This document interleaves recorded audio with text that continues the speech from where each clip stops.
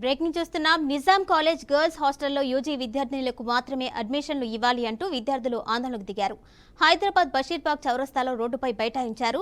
దీంతో లిబర్టీ నుండి అబిడ్స్ వెళ్లే మార్గంలో ట్రాఫిక్ జామ్ ఏర్పడింది.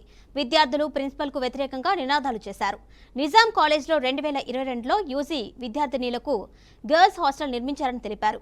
ఆ ఏడాది హాస్టల్లో యూజీ విద్యార్థుల అడ్మిషన్లు తక్కువ ఉండడం వల్ల పీజీ విద్యార్థులకు అడ్మిషన్లు ఇచ్చారన్నారు.